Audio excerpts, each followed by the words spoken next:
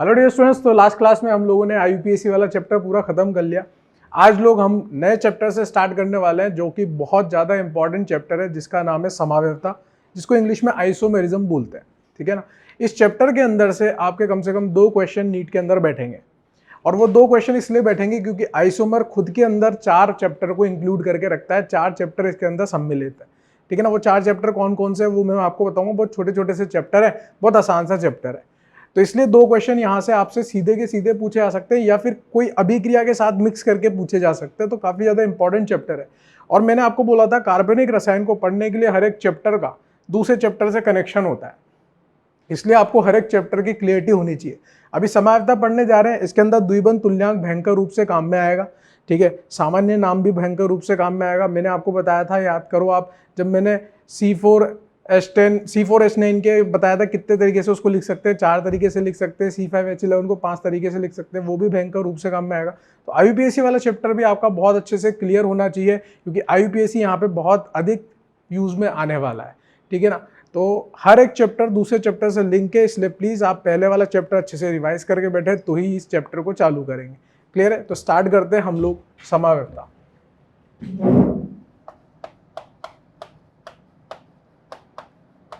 अच्छे से fresh page पर हेडिंग लगाएंगे। इसको इंग्लिश में क्या बोलते हैं? आइसोमेरिज्म। क्या बोलते हैं? आइसोमेरिज्म। अब देखो, आइसोमेरिज्म 2 वर्ड से मिलके बना है, 2 शब्दों से मिलके बना है। एक शब्द है आपका आइसो और दूसरा शब्द है आपका मर्स। ठीक है। आइसो का मतलब क्या होता है भाई? इंग्लिश से समझना पड़ेगा, क्योंकि इंग्लिश में ही अंग्रेजों ने दिया है, उसको हिंदी में तो अपन लोग कन्वर्ट कर रहे हैं। आइसो का मतलब होता है सेम। मर्स का मतलब क्या होता है? यूनिट। टेंशन लेने की बात नहीं, पूरा चैप्टर हम लोग हिंदी में पढ़ेंगे, टेंशन लेने की बात नहीं, कोई इंग्लिश यूज नहीं करेंगे। लेकिन साथ के साथ मैं आपको इंग्लिश के टर्म भी बताता चला जाऊंगा, क्योंकि मैंने आपको हर बार बुलाया कि पेपर के अंदर इंग्लिश वालों को ज़्यादा प्रायोरिटी दी जाती है हिंदी वालों से, क्योंकि हिंदी वाले में करेक्शन है, इंग्लिश में नहीं है, तो फिर वो माना नहीं जाएगा। इंग्लिश में अगर करेक्शन है तो वो माना जाता है। सेम का मतलब क्या होता है? समान। और मर्स का मतलब क्या होता है? इकाई। तो नाम से क्या समझ में आ रहा है? समान इकाई रखने वाले यौगिक क्या कहलाएंगे? समावयवी कहलाएंगे। समावयवता के अंदर करना क्या है? कुछ नहीं करना, कोई भी 2 यौगिक उठा के देखने हैं और उन दोनों यौगिक के बीच में संबंध बताना है कि उनके बीच में संबंध क्या है, क्या उनके बीच में समावयवी वाला संबंध है, और वो कब होगा वो परिभाषा से पता चलेगा। तो एक शॉर्ट एंड स्वीट परिभाषा पढ़ाऊंगा, बहुत एक लाइन की परिभाषा है, ज्यादा लंबी चौड़ी परिभाषा है नहीं अपनी। ठीक है। परिभाषा क्या है? ध्यान से सुनेंगे। 2 या 2 से अधिक, ध्यान से सुनना, 2 या 2 से अधिक भिन्न यौगिक, भिन्न यौगिक मतलब अलग अलग यौगिक, 2 या 2 से ज्यादा होंगे अलग अलग यौगिक, जिनका क्या होगा? अणुसूत्र समान होगा। क्या समान होना चाहिए? अणुसूत्र समान होना चाहिए। अगर ऐसा हो पा रहा है तो उनको हम लोग क्या बोलेंगे? समावयवी बोलेंगे। उनको क्या बोलेंगे? समावयवी बोलेंगे। तो परिभाषा अपने लिए क्या हो गई? सिंपल सी, 2 या 2 से अधिक भिन्न यौगिक जिनका अणुसूत्र समान होता है उन्हें समावयवी कहते हैं। उन्हें समावयवी कहते हैं। समावयवी का मतलब क्या है? आइसोमर्स। क्या कहते हैं उनको? आइसोमर्स कहते हैं। इसमें इंपॉर्टेंट बात क्या है? यौगिक कैसे होने चाहिए? भिन्न होने चाहिए, और अणुसूत्र कैसा होना चाहिए? समान होना चाहिए। ये 2 आइटम आपको बहुत इंपॉर्टेंटली याद रखना है कि भिन्न यौगिक और अणुसूत्र समान। और याद रखने की जरूरत नहीं है, इस परिभाषा को इतनी बार इस्तेमाल करेंगे कि ऑटोमेटिकली आपको याद हो जाएगी। परिभाषा से इतनी क्लियरिटी नहीं आती है तो आप उदाहरण देख के समझ सकते हो। जैसे मान लो मैंने यहाँ पे लिखा C2H6 हो, इस C2H6 हो, इस अणुसूत्र को मैं 2 तरीके से लिख सकता हूं, और वो 2 तरीके क्या है मेरे पास? एक में इसको लिख सकता हूं CH3CH2OH, और एक इसको लिख सकता हूं CH3OCH3। इन 2 तरीके से मैं इस C2H6 को लिख सकता हूं। यहाँ पे देख लो आप, 2 कार्बन है, 3 2 5 और एक 6 हाइड्रोजन है, एक ऑक्सीजन है, C2H6 आ रहा है। यहाँ पर भी 2 कार्बन है, 3 और 3 6 हाइड्रोजन, एक ऑक्सीजन आ रहा है। ये भी C2H6O को रिप्रेजेंट कर रहा है, यानी कि दोनों के दोनों क्या है, C2H6O है, लेकिन एक अल्कोहल है और दूसरा ईथर है, यानी कि दोनों के क्रियात्मक समूह अलग अलग है। दोनों को आप ध्यान से देखोगे तो यौगिक कैसे आ रहे हैं, भिन्न आ रहे हैं, लेकिन अणुसूत्र समान आ रहा है। ऐसे यौगिकों को क्या बोला जाता है, ऐसे यौगिकों को बोला जाता है समावयवी, जिनका अणुसूत्र समान होता है लेकिन यौगिक भिन्न होते हैं और उनके बीच में रिश्ता होता है समावयवी। समावयवी होने के लिए कम से कम 2 यौगिक होने चाहिए, क्योंकि ये रिश्ता है, जैसे माता पिता का रिश्ता हमारे साथ है, ठीक है ना, रिश्ता है ना, किसी का पति का पत्नी के साथ रिश्ता है, भाई का बहन के साथ रिश्ता है, वैसे यहाँ पर भी समावयवी का एक यौगिक के दूसरे यौगिक के साथ रिश्ता है, ठीक है ना। तो 2 यौगिक तो कम से कम होने ही चाहिए। ये तो हो गई परिभाषा कि समावयवी होता क्या है। अब समावयवी की विशेषताएं क्या है वो लिखेंगे हम। समावयवियों की विशेषताएं, क्या क्या विशेषताएं होंगी समावयवियों की, क्या क्या समान होगा, क्या अलग होगा, क्यों इनको अलग अलग यौगिक बोला गया जबकि अणुसूत्र समान है, तो वो यहाँ से क्लियरिटी आएगी, ठीक है। सबसे पहली बात तो जो समावयवी होते हैं उनका क्या समान होता है, अणुसूत्र, वो मैंने आपको बता ही दिया। तो सबसे पहला पॉइंट तो वही लिख लेंगे, इनका अणुसूत्र समान होता है, इनका अणुसूत्र यानी कि मॉलिक्यूलर फॉर्मूला समान होता है। इनका से मतलब क्या है, समावयवियों का, है ना, इनका मतलब समावयवियों का अणुसूत्र समान होता है। अगर अणुसूत्र समान है मतलब जो आइटम आ रहे हैं आपके, परमाणु जितने भी आ रहे हैं वो सब समान है, तो बताओ अनुभार भी कैसा होगा, समान ही होगा। तो इनका अनुभार भी कैसा होता है बेटा, समान होता है। बहुत सिंपल सा पॉइंट है, लेकिन बहुत इंपॉर्टेंट पॉइंट है, कहीं पे भी आपके कथन कारक वाले सवाल में भी ये पूछे जा सकते हैं। इनका अनुभार समान होता है, ठीक है। अणुसूत्र समान हो गया, अनुभार समान हो गया। एक होता है मूल अनुपाती सूत्र। क्या होता है मूल अनुपाती सूत्र, जिसको इंग्लिश में एम्पेरिकल फॉर्मूला बोला जाता है। वो क्या होता है वो भी मैं आपको बताऊंगा। उससे पहले एक बात लिखेंगे कि इनका मूल अनुपाती सूत्र समान होता है, मूल अनुपाती सूत्र समान होता है। अब देखो मूल अनुपाती सूत्र क्या होता है। मूल अनुपाती सूत्र होता है किसी अणुसूत्र को आप कितने नंबर से अधिक डिवाइड कर सकते हो और उसको एकदम सिंपलेस्ट रेशो में लिख सकते हो, सिंपलेस्ट रेशो में लिख सकते हो, उस बात को क्या बोलते हैं, उसका मूल अनुपाती सूत्र बोलते हैं। जैसे मैं यहाँ पे उदाहरण लेता हूँ, यहाँ पर तो मैं मॉलिक्यूलर फॉर्मूला यानी कि अणुसूत्र लिखूंगा, यहाँ पर उसका मूल अनुपाती सूत्र यानी कि एम्पेरिकल फॉर्मूला लिखूंगा। मूल अनुपाती सूत्र यानी कि एम्पेरिकल फॉर्मूला। जैसे एक एग्जांपल लिया C6H6, ये तो हो गया अणुसूत्र। अब इस C6H6 का एम्पेरिकल फॉर्मूला यानी कि मूल अनुपाती सूत्र क्या हो सकता है, इसको मैं अधिक से अधिक किस संख्या से डिवाइड कर सकता हूं जिससे मैं इसको सिंपलेस्ट रेशियो में लिख सकता हूं, सिंपलेस्ट अनुपात में लिख सकता हूं। तो वो क्या होगा CH, मैं इसको 6 से डिवाइड कर दूंगा, ठीक है। जैसे मान लो मैंने लिखा C6H12O6, तो मैं इसको कितने रेशो से डिवाइड करूं, कितने नंबर से डिवाइड करूं उसको सिंपलेस्ट रेशो में लिखने के लिए, तो वो क्या हो जाएगा CH2O। इससे ज़्यादा मैं इसको डिवाइड नहीं कर सकता, 6 से डिवाइड करके लिखा, इससे ज़्यादा डिवाइड करोगे तो हो ही नहीं पाएगा। दशमलव में नहीं लिखना हमको, हमें तो किस में लिखना है, नंबर में लिखना है, इंटीजर में लिखना है।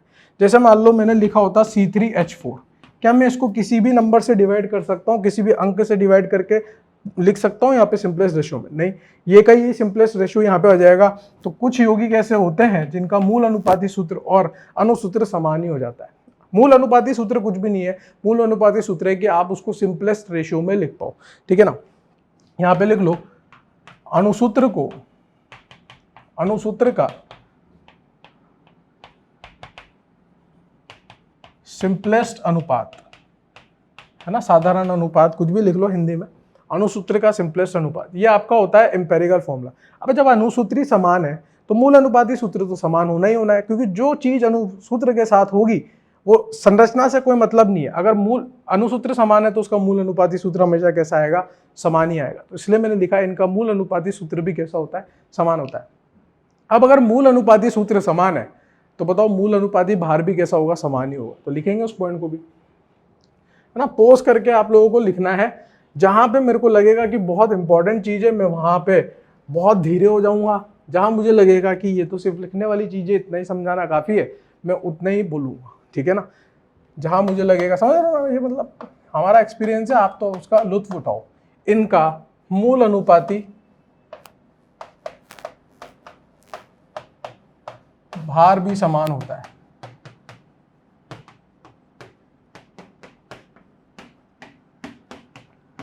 याद है आपको द्विबंध तुल्यांक निकालना सिखाया था मैंने आपको सिखाया था कि अगर आपको अनुसूत्र दिया हो तो द्विबंध तुल्यांक कैसे निकालते हैं, C+1 - h+x - n/2। ये मैंने बोला था, इस सूत्र को याद रखना बहुत काम आएगा आगे तक, ठीक है। तो यानी कि अगर किसी का अनुसूत्र आपको पता है तो उसका du आप निकाल सकते हो। और यहाँ पर अनुसूत्र कैसे होते हैं, यौगिकों के जो समावेवी होते हैं समान होते हैं, तो उनका du भी कैसा होगा, समान होगा, ठीक है। तो जो भी चीज अनुसूत्र से रिलेटेड है वो सब समान हो जाएगी। इनका du भी समान होता है, du भी समान होता है। एक होता है वाष्प घनत्व, है ना, भौतिकी विज्ञान यानी कि फिजिकल केमिस्ट्री में बहुत ज्यादा इस्तेमाल होता है वेपर डेंसिटी यानी कि वाष्प घनत्व। जब वाष्प घनत्व को 2 से गुणा करते हो तो वो किसके बराबर आता है, अनुभार के बराबर आता है। और यहाँ पे अनुभार कैसा है, सेम है। अब अनुभार को आप 2 से डिवाइड कर लो, 5 से कर लो, 1000 से कर लो, जो भी आइटम आएगा वो सेम ही आने वाला है, यानी कि इसका वाष्प घनत्व भी कैसा होगा, समान होगा। तो अगला पॉइंट क्या हो गया, इनका वाष्प घनत्व, ब्रैकेट में लिख रहा हूं वेपर डेंसिटी, इंग्लिश में भी लिख रहा हूं साथ, वेपर डेंसिटी भी समान होते हैं, वाष्प घनत्व भी समान होता है। क्यों होता है, क्योंकि वाष्प घनत्व जो होता है 2 गुना वाष्प घनत्व किसके बराबर आता है बेटा, अणुभार के बराबर आता है, यानी कि मॉलिक्यूलर वेट के बराबर आता है। ये आपने पढ़ा होगा फिजिकल केमिस्ट्री के अंदर, क्लियर है। तो अणुभार को जब मैं 2 से डिवाइड करूंगा, अणुभार समान है तो 2 से डिवाइड करने के बाद जो भी आइटम आएगा वो भी समान आएगा, यानी कि वाष्प घनत्व भी समान आएगा। सर सब कुछ तो समान कर दिया आपने, अलग कैसे है ये, आपने परिभाषा क्या लिखी थी याद करो, 2 या 2 से अधिक भिन्न यौगिक लिखी थी सर, कैसे अलग करोगे इसको, सब कुछ तो समान है। कम से कम एक भौतिकी या रासायनिक गुणधर्म कैसे होना चाहिए, भिन्न होना चाहिए, तभी तो जाके वो अलग होंगे, ठीक है। तो यहाँ पर एक पॉइंट जो मैं यहाँ पे लिखने जा रहा हूं उससे ये अलग हो जाते हैं कि इनका कम से कम एक भौतिकी या रासायनिक गुणधर्म भिन्न होना चाहिए, कम से कम एक भौतिकी या रासायनिक गुणधर्म भिन्न होना चाहिए।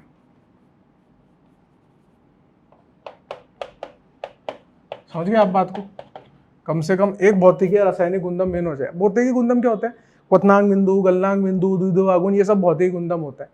तो रासायनिक गुणधर्म क्या होते हैं सर, रासायनिक गुणधर्म मतलब अभिक्रिया करने की टेंडेंसी, किस तरह से वो अभिक्रिया कर रहा है। तो यहाँ पर मैं आगे चल के आपको बताऊंगा अभिक्रिया भी अलग अलग तरीके से हो सकती है, लेकिन अभी तो हम भौतिकी गुणधर्म से काम चला लेंगे बहुत सारी जगह पे। भौतिकी गुणधर्म में क्वथनांक बिंदु जो होता है वो हाइड्रोजन बंधन पर निर्भर करता है। जैसे अल्कोहल और ईथर लिखा था मैंने अभी सेम अनुसूत्र से, तो उस केस में अल्कोहल का जो हाइड्रोजन बंधन होता है वो ज्यादा होता है, ईथर में हाइड्रोजन बंधन कम होता है, तो वहां पे क्वथनांक बिंदु अलग आ जाएगा। हालांकि आपको इतनी क्लियरिटी से अभी समझ नहीं आएगा, अभी जब मैं एग्जाम्पल लूंगा तब समझ में आ जाएगा। तो इतना मान के चलो कि कम से कम एक भौतिकी या रासायनिक गुणधर्म अगर अलग होगा तो उसका मतलब ये क्या होंगे, समावेवी होंगे। बाकी अनुसूत्र तो समान होना ही चाहिए। अगर भौतिकी या रासायनिक गुणधर्म समान नहीं, मतलब अलग नहीं आ रहे हैं, तो उस केस में फिर वो समावेवी नहीं होंगे। वो कैसे हो जाएंगे बेटा, समान हो जाएंगे। सेम ही तो आइटम लिखा होगा, समझ रहे हो, सेम ही आइटम लिखा होगा। चलो यहां तक पोस्ट करके नोट कर लो। अब देखो पूरे समावेवी चैप्टर जो है उसको हमें 4 चैप्टर बना के पढ़ना है। उसको हमें क्या करना है, 4 चैप्टर बना के पढ़ना है। और उसको कैसे पढ़ना है वो पूरा चार्ट बना के बता रहा हूं आपको मैं। समाव्यवस्था को हम कैसे पढ़ेंगे, कैसे डील करेंगे, वो पूरा का पूरा चार्ट बना के मैं आपको बता रहा हूं कि क्या क्या हमें पढ़ना है। सबसे पहले समाव्यवस्था को 2 मेजर भागों में बांटा गया है। वो मेजर भाग कौन से हैं, एक है हमारा संरचनात्मक समावेवी,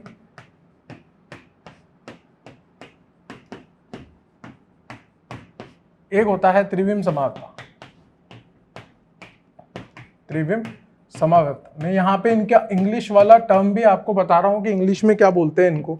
संरचनात्मक को बोलते हैं स्ट्रक्चरल, समाव्यवस्था को बोलते हैं आइसोमेरिज्म। इंग्लिश भी जानना हमारे लिए उतना ही इंपॉर्टेंट है जितना हिंदी जानना है। Structural isomerism. त्रिविम समाव्यवस्था को इंग्लिश में बोला जाता है स्टीरियो आइसोमेरिज्म, स्टीरियो आइसोमेरिज्म। ठीक है, अब ये जो संरचनात्मक समावयवता है इसके अंदर भी बहुत सारी कैटेगरी है, वो सब हमें एक एक करके डील करनी होगी। इसके अंदर हम लोग क्या क्या पढ़ेंगे वो बताता हूं आपको। सबसे पहले पढ़ेंगे चेन आइसोमर्स। चेन आइसोमर्स को हिंदी में क्या बोला जाता है? श्रृंखला समावयवता, श्रृंखला समावयवता। ठीक है, फिर हम लोग पढ़ेंगे पोजीशन आइसोमर्स। जैसा नाम लिख रहा है ना बस वैसी इनकी परिभाषा है, कोई अंतर नहीं है, नाम लिख रहा है वैसी ही परिभाषा है, ज्यादा अंतर नहीं है। स्थिति समावयवता, और आपको टेंशन लेने की जरूरत नहीं, मैं एक एक करके सब पढ़ाऊंगा और सब में बहुत बहुत सारे उदाहरण हम लोग करेंगे तो हमारी क्लियरिटी बहुत बढ़ जाएगी। नेक्स्ट है हमारे पास functional isomers. Functional isomers, functional isomers का मतलब है क्रियात्मक समावयवता, क्रियात्मक समूह समावयवता बोलते हैं वैसे तो, क्रियात्मक समूह समावयवता। ठीक है, उसके बाद पढ़ना है ring chain isomers. Ring chain isomers. ठीक है, रिंग चेन आइसोमर्स को हिंदी में क्या बोलते हैं? वलय श्रृंखला समावयवता, वलय श्रृंखला समावयवता। ठीक है, उसके बाद पढ़ेंगे मेटामेरिज्म। मेटामेरिज्म को हिंदी में क्या बोलते हैं? इसके आगे लिख रहा हूं मैं, मध्यावयवता। क्या बोलते हैं? मध्यावयवता। और एक और पढ़ेंगे जो होता है टोटोमेरिज्म, लेकिन इस टोटोमेरिज्म को ज्यादा डिटेल्ड में हम अगले चैप्टर जीओसी के अंदर पढ़ेंगे, क्योंकि इसमें जीओसी के कंसेप्ट बहुत ज्यादा यूज होते हैं।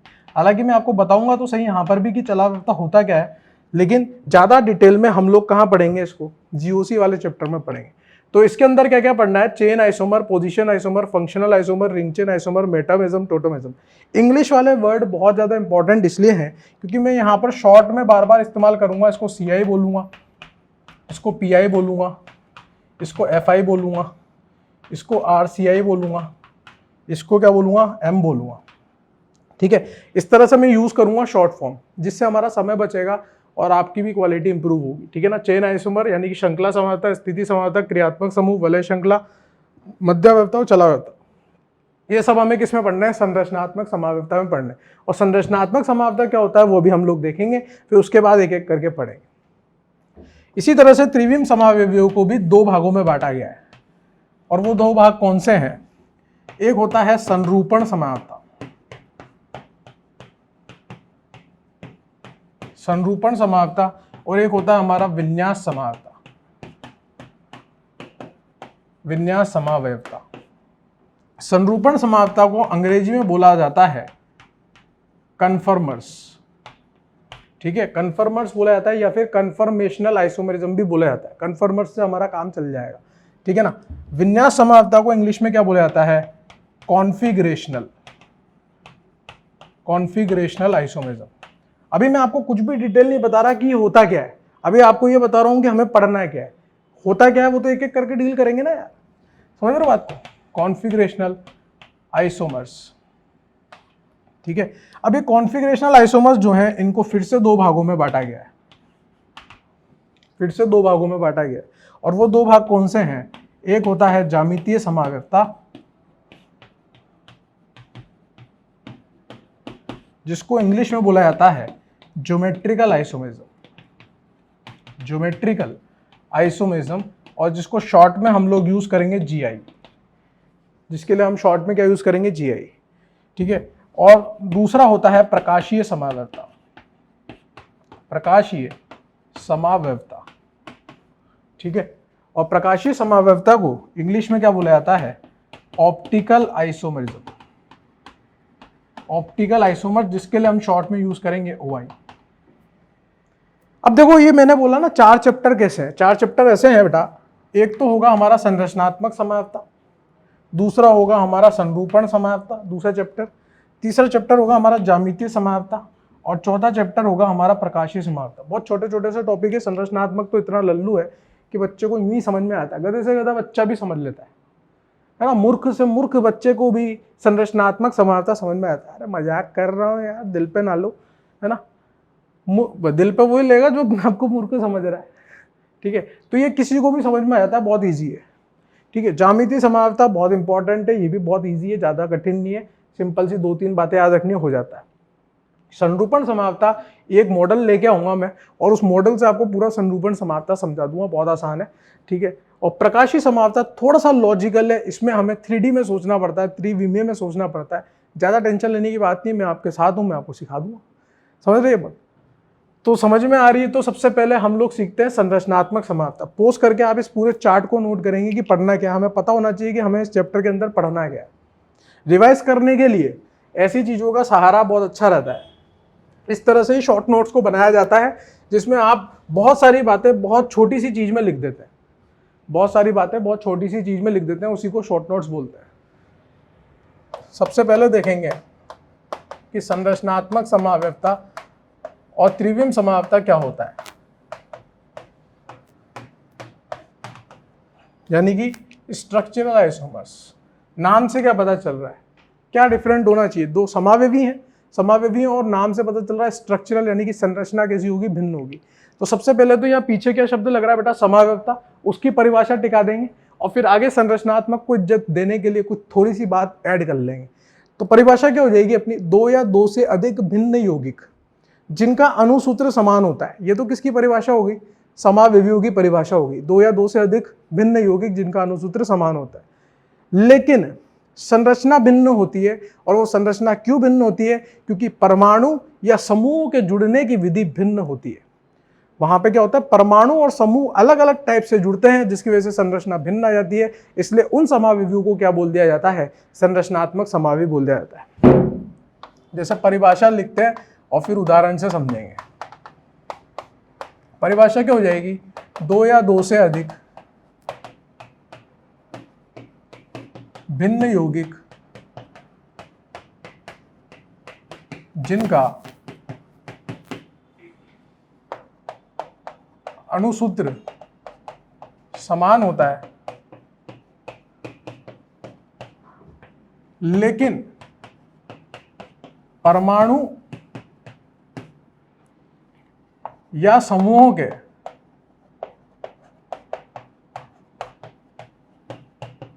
जुड़ने की विधि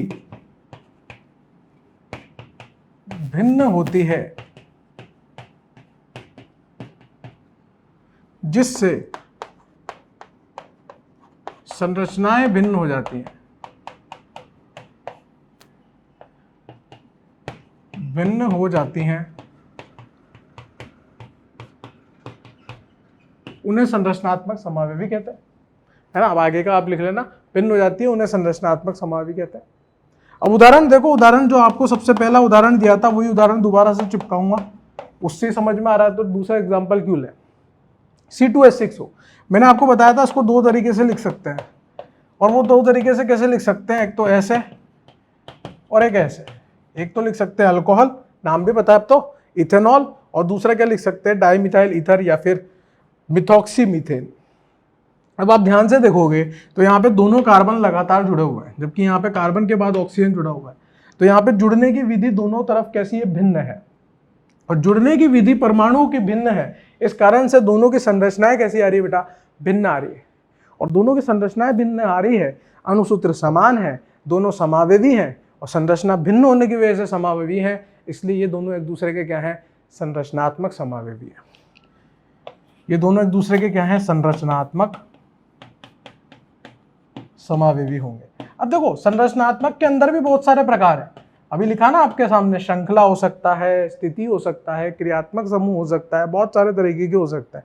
तो उनमें से ये कोई ना कोई होगा, लेकिन फिलहाल के लिए हमें इतना तो पता चल गया कि समावयवी थे, और ये कौन से समावयवी हैं, संरचनात्मक समावयवी है।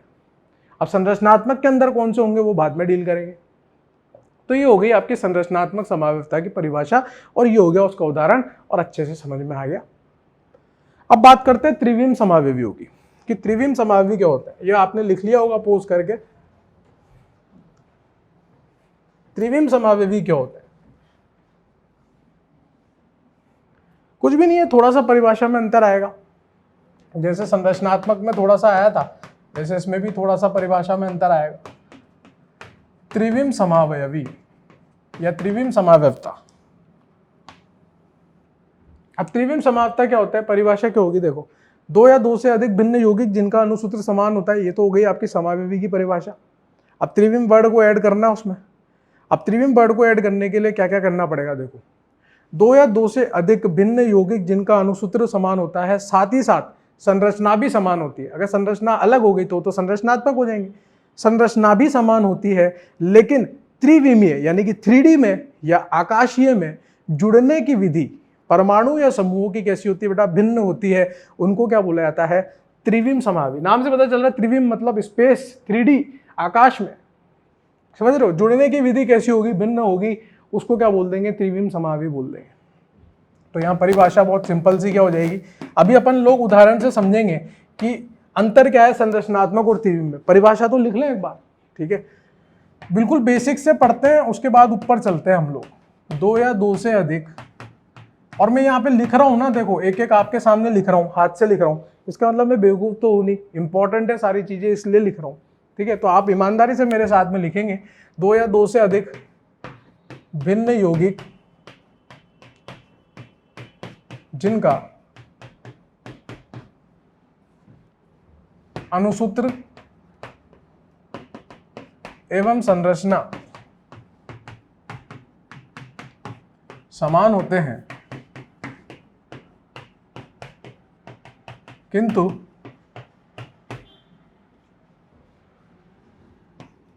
परमाणु या समूह के त्रिविमीय यानी कि 3D या आकाशीय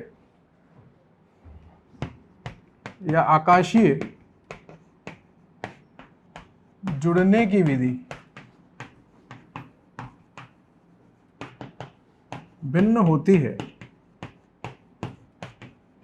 उन्हें त्रिविम समावयवी कहते हैं। उन्हें क्या कहते हैं बेटा, त्रिविम समावयवी कहते हैं। 3D में या फिर आकाश में, आकाश का मतलब ही 3D यार, स्पेस का मतलब ही 3D है, जिनकी 3D में जुड़ने की विधि भिन्न होती है, उन्हें त्रिविम समावयवी कहते हैं। क्या कहते हैं उनको, त्रिविम समावयवी कहते हैं। एक उदाहरण करेंगे जिससे हम त्रिविम और संरचनात्मक को चटका देंगे, है ना, त्रिविम और संरचनात्मक को चटका देंगे। पोज करके आप परिभाषा नोट करो, मैं इधर एग्जाम्पल बताता हूँ, बहुत लॉजिकल एग्जाम्पल है, उससे आपको पूरी क्लियरिटी आ जाएगी कहना क्या चाह रहा हूँ।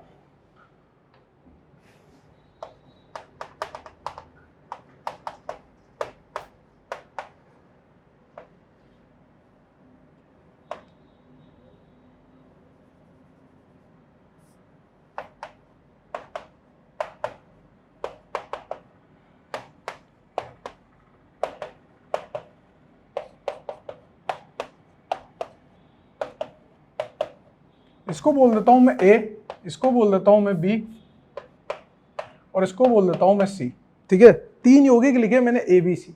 हमें क्या करना है, हमें ए का रिश्ता बी के साथ, ए का रिश्ता सी के साथ और बी का रिश्ता सी के साथ बताना है कि ए और बी में क्या संबंध होगा, ए और सी में क्या संबंध होगा और बी और सी में क्या संबंध होगा। संबंध भी कौन सा बताना है, या तो संरचनात्मक होंगे या त्रिविम होंगे, हो सकता है समावयवी ना हो। सबसे पहले आप कोई भी समावयवी का सवाल करोगे तो उसके अंदर आपको क्या चेक करना है, क्या उनका अणुसूत्र समान है। और अणुसूत्र समान चेक करने के लिए क्या चेक करना होता है, आइटम चेक कर लो। यहाँ 2 कार्बन लगे, 2 हाइड्रोजन लगे, 2 क्लोरीन लगे, ये हाइड्रोजन है बेटा, 2 हाइड्रोजन 2 क्लोरीन 2 कार्बन, इसमें भी 2 carbon 2 hydrogen 2 chlorine, 2 carbon 2 hydrogen 2 chlorine, तीनों में 2 कार्बन 2 हाइड्रोजन 2 क्लोरीन है, सब में एक एक DU आ रहा है, यानी कि इनका अणुसूत्र कैसा है, समान है। अणुसूत्र समान है, लेकिन अगर भौतिकी गुणधर्म समान नहीं हुए, मतलब भौतिकी या रासायनिक गुणधर्म में से कोई एक अलग नहीं हुआ, तो उस केस में ही ये समावयवी नहीं हो सकते। मतलब क्या बोल रहा हूँ मैं कह रहा हूँ कि तीनों का अणुसूत्र समान है, लेकिन कम से कम एक भौतिकी या रासायनिक गुणधर्म कैसा होना चाहिए बेटा, भिन्न होना चाहिए, तभी जाके समावयवी होंगे। खैर, यहाँ पर आप देखो ध्यान से, अगर आप इसका IUPAC नाम लिखोगे तो 1 नंबर पे दोनों क्लोरीन लिखे हुए हैं, जबकि यहाँ पे क्लोरीन अलग अलग कार्बन पे लिखे हैं। एक ही कार्बन पे 2 क्लोरीन या अलग अलग कार्बन पे 2 क्लोरीन लिखे हैं। तो आप ध्यान से देखोगे तो ए और बी का अणुसूत्र समान है, लेकिन इन परमाणुओं के जुड़ने की विधि कैसी हो गई, भिन्न हो गई। और परमाणु के जुड़ने की विधि अगर भिन्न हो जाए और उसकी वजह से संरचना भिन्न हो जाए तो उनको क्या बोला जाता है, संरचनात्मक समावयवी बोला जाता है। तो ए और बी एक दूसरे के क्या हो गए, संरचनात्मक। ये तो बहुत आसान था। ये तो आपने भी कर लिया होगा कि सर ये तो संरचनात्मक होंगे, इसमें तो कोई लफड़े वाली बात ही नहीं है। इसी तरह से जब आप ए और सी को चेक करोगे तो इस कार्बन पे 2 क्लोरीन है, इस कार्बन पे 2 हाइड्रोजन है, यहाँ पर एक क्लोरीन है, हाइड्रोजन है, यहाँ पर एक हाइड्रोजन है, क्लोरीन है। यानी कि वापस से परमाणुओं के जुड़ने की विधि भिन्न है, यानी कि संरचना भिन्न है, इसलिए ये भी कैसा होगा, संरचनात्मक होगा। अब चेक करते हैं बी और सी को। आप ध्यान से देखोगे तो इस कार्बन पे हाइड्रोजन क्लोरीन है, इस कार्बन पे भी हाइड्रोजन क्लोरीन है, जबकि इस कार्बन पे भी हाइड्रोजन क्लोरीन है, इस कार्बन पे भी हाइड्रोजन क्लोरीन है। दोनों का आईयूपीएसी नाम समान है, अणुसूत्र भी समान है, संरचना भी समान है, तो सर ये तो समावेवी हो ही नहीं सकते, लिख के ले लो आप हमसे, ये तो समान है।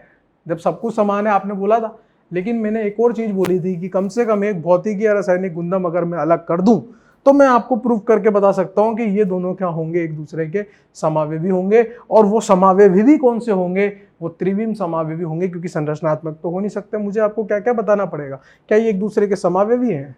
मुझे क्या बताना पड़ेगा, ये दोनों एक दूसरे के संरचनात्मक समावेवी नहीं है। मुझे बताना पड़ेगा ये दूसरे के त्रिविम समावेवी। मैं प्रूव करके बताऊंगा आपको।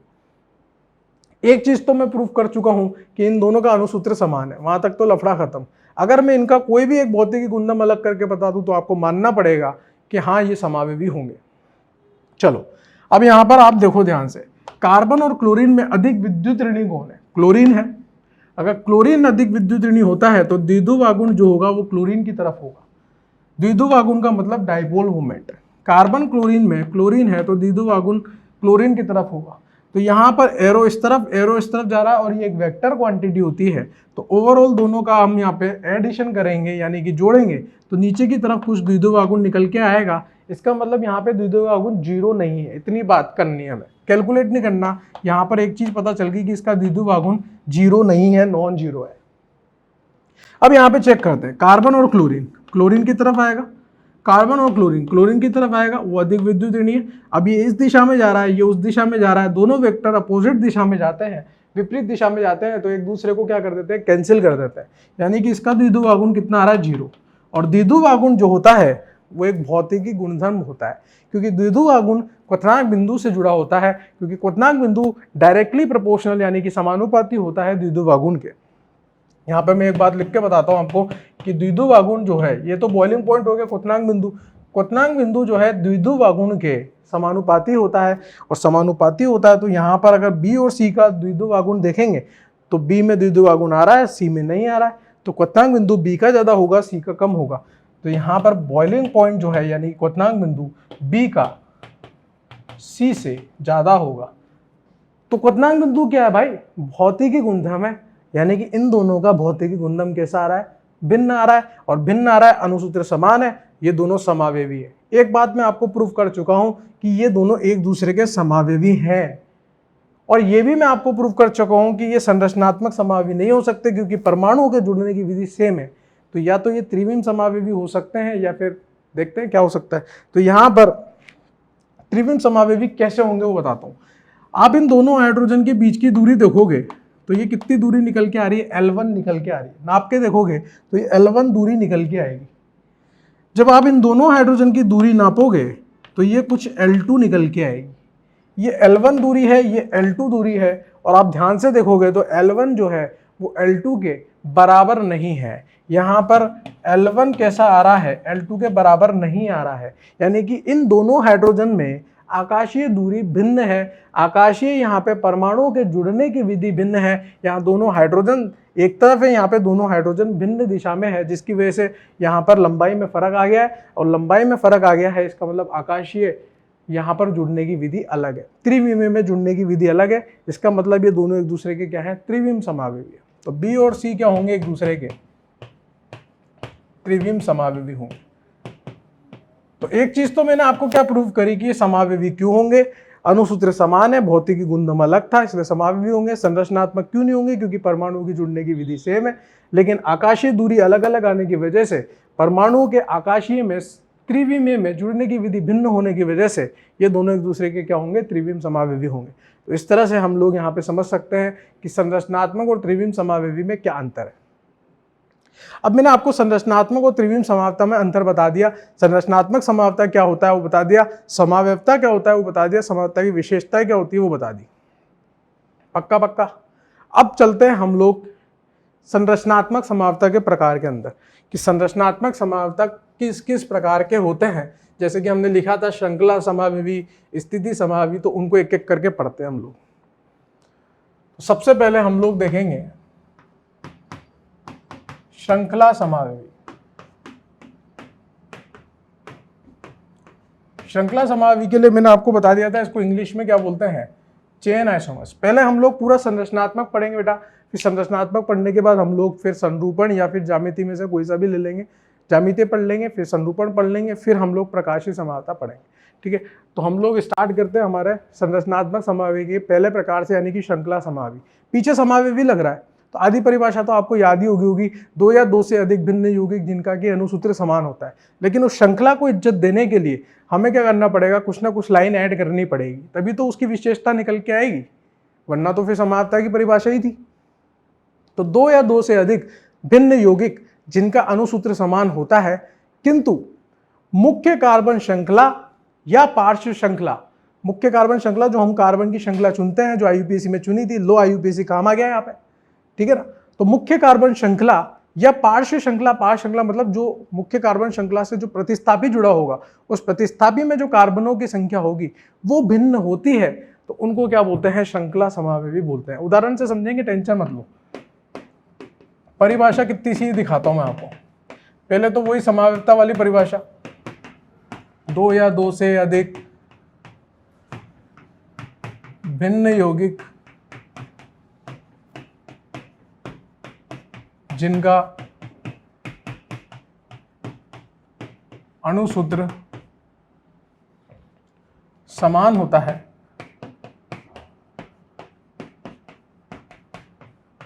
किंतु मुख्य कार्बन श्रृंखला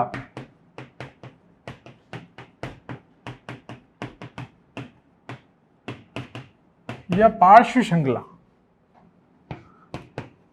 पार्श्व श्रृंखला यानी कि साइड चेन भिन्न होती है, उन्हें CI कहते हैं, यानी कि चेन आइसोमर कहते हैं। उन्हें क्या कहते हैं बेटा, श्रृंखला समावयवी यानी कि चेन आइसोमर्स कहते हैं। उदाहरण देखो आप, ये पहला उदाहरण आपको बताना है क्या ये एक दूसरे के क्या है, श्रृंखला समावयवी है या नहीं है। कभी भी आपको समावयवता का क्वेश्चन दे दिया जाए, सबसे पहले आपका काम क्या होगा, अनुसूत्र चेक करोगे। अनुसूत्र कैसे चेक करते हैं उसका तरीका बताता हूं, क्योंकि लंबी लंबी आपको यहाँ पर यौगिक दे दिए जाएंगे तो अनुसूत्र चेक करना भी भारी काम हो जाता है। सबसे पहले आप कार्बन गिन लो, यहाँ पर कितने कार्बन है, 4 कार्बन है, इसमें भी कितने कार्बन है, 4 कार्बन है। हाइड्रोजन गिनने की आवश्यकता नहीं होती है, वो DU से पता चल जाता है। यहाँ पे DU कितना आ रहा है, 0, यहाँ पर भी DU कितना आ रहा है, 0, यानी कि इनमें हाइड्रोजन बराबर होंगे, यानी कि इन दोनों का अनुसूत्र कैसा आ रहा है, समान आ रहा है। अब अनुसूत्र समान आ रहा है, अगर कुछ ना कुछ आइटम यहाँ पर संरचना भिन्न होगी या फिर यहाँ पे त्रिविमीय में भिन्न होंगे तो ये समावयवी हो जाएंगे। तो आप यहाँ पर चेक करोगे, यहाँ पर 4 कार्बन है, यहाँ पर मुख्य कार्बन श्रृंखला कितने कार्बन की आ रही है, उसको चेक करने के लिए आपको अंकन करना पड़ेगा। 1 2 3 4, यहाँ पर अंकन किया 1 2 3, दोनों में मुख्य कार्बन श्रृंखला कैसी आ रही है बेटा, भिन्न आ रही है। और अगर मुख्य कार्बन श्रृंखला ही भिन्न हो तो उसको क्या बोलते हैं, चेन आइसोमर। ये एक दूसरे के क्या होंगे, चेन आइसोमर। तो मेन काम क्या है, अनुसूत्र चेक करना। उसके बाद तो फिर जो जो पढ़ाया जा रहा है उसके अंदर वो आइटम चेक कर लोगे। जब ये मिक्स में क्वेश्चन आएंगे तो इतनी प्रैक्टिस हो जाएगी कि आपको खुद को दिखने लग जाएगा। संरचना भिन्न हो, दिख रही है संरचना भिन्न है, उस संरचना के भिन्न होने के कारण वो क्या हो सकता है, वो श्रृंखला समावयवी हो सकता है। वो कब होगा, जब मुख्य कार्बन श्रृंखला भिन्न होगी। क्लियर है। उदाहरण करो आप, तो उदाहरण बहुत सारे करने हैं, प्रैक्टिस में कमी नहीं छोड़नी है। इसको ट्राई करो, ट्राई आपको ही करना है, ठीक है ना।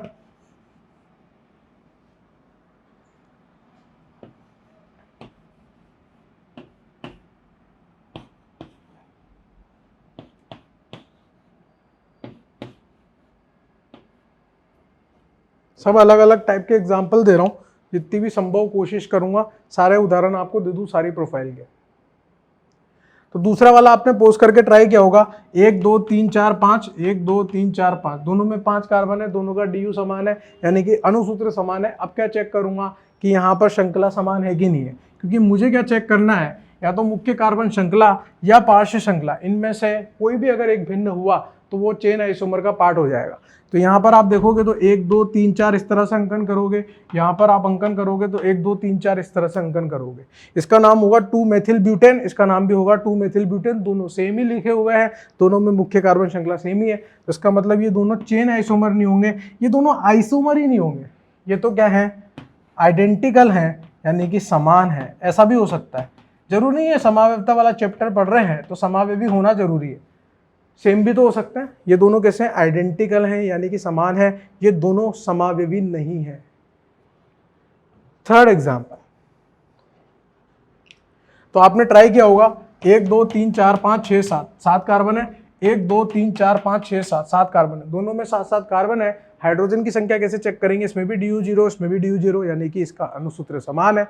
अणुसूत्र समान है तो अब हम लोग क्या चेक करेंगे, मुख्य कार्बन श्रृंखला का अंकन करके कि कितने कार्बनों की मुख्य कार्बन श्रृंखला दोनों में आ रही है। दोनों में 5 कार्बन की मुख्य कार्बन श्रृंखला आ रही है, यानी कि ये मुख्य कार्बन श्रृंखला भी समान है। अब देखो, आप यहाँ पर ये जो पार्श्व श्रृंखला है, साइड श्रृंखला को नोटिस करो भाई। जब मुख्य कार्बन श्रृंखला समान आ जाए तो उस केस में हम हार गए, थक गए। अब क्या करें, तो उस केस में हमें साइड चेन चेक कर लेनी है एक बार। पार्श्व श्रृंखला, यहाँ पे 2 कार्बन की पार्श्व श्रृंखला है, जबकि यहाँ पर 1-1 कार्बन की पार्श्व श्रृंखला है। अरे यहाँ लगातार 2 कार्बन आ रहे हैं, यहाँ अलग अलग 2 कार्बन आ रहे हैं, यानी कि पार्श्व श्रृंखला कैसी आ रही है, भिन्न आ रही है। तो उस केस में भी ये दोनों एक दूसरे के क्या होंगे, चेन आइसोमर होंगे, यानी कि श्रृंखला समावयवी होंगे। तो मुख्य कार्बन श्रृंखला या पार्श्व श्रृंखला में से कोई भी भिन्न आती है तो उस केस में वो दोनों यौगिक एक दूसरे के क्या हो जाते हैं, श्रृंखला समावयवी हो जाते हैं। फोर्थ वाला आपने ट्राई किया होगा, 1 2 3 4 5, 1 2 3 4 5, दोनों में 5-5 कार्बन है। हाइड्रोजन चेक करने के लिए यहाँ पे भी एक वलय, यहाँ पे भी एक वलय, दोनों में DU 1 आ रही है, यानी कि दोनों का अणुसूत्र समान है। अब आप यहाँ पे ध्यान से देखोगे तो 1 2 3 4 5, 5 कार्बन की मुख्य कार्बन श्रृंखला है, यहाँ पर 4 कार्बन की मुख्य कार्बन श्रृंखला है। और जब मुख्य कार्बन श्रृंखला में ही अंतर हो तो वो तो पक्का क्या होंगे, श्रृंखला समावयवी होंगे, यानी कि चेन आइसोमर होंगे।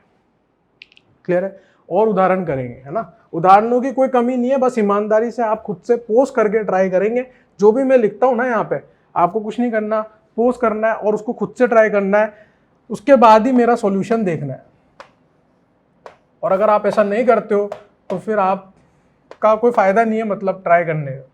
हाँ, बेवकूफ़ी है फिर, वो बकवास, कोई मतलब नहीं।